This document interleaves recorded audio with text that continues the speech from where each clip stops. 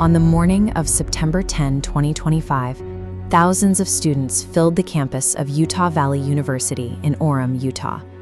They were gathering for a massive outdoor rally. The focal point of the event was political commentator Charlie Kirk, who was addressing a packed crowd of roughly 3,000 spectators. At exactly 12:23 p.m., a single fatal gunshot echoed across the amphitheater. The shot originated from the flat, graveled roof of the adjacent Lucy Center, approximately 142 yards away.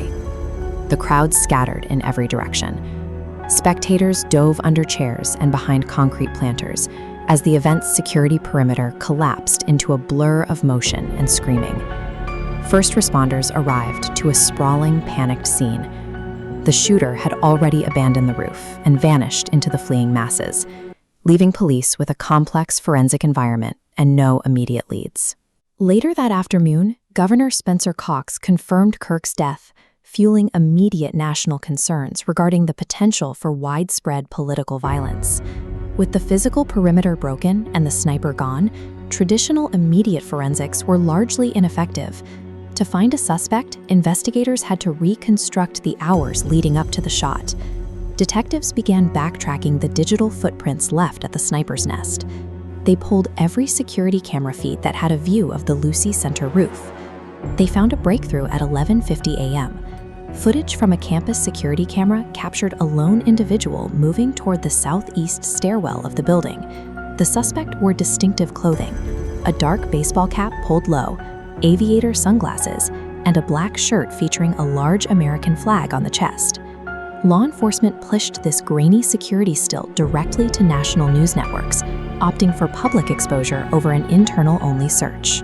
This strategy, mass-distributed surveillance, leverages the collective memory of the entire population.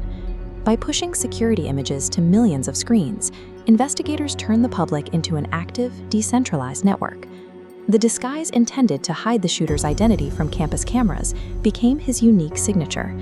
Once broadcast to the nation, his clothing made him recognizable to the people who knew him personally.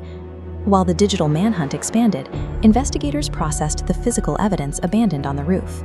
They recovered the weapon, a vintage Mauser Model 98 bolt-action rifle fitted with a high-powered scope.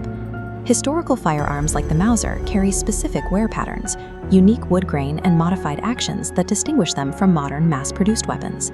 This specific rifle was a familial artifact.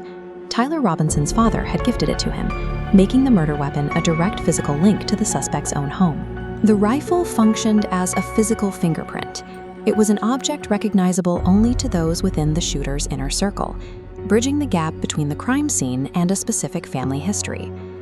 By the evening of September 10th, the two main tracks of the investigation converged: the broadcast of the CCTV footage and the public description of the vintage rifle.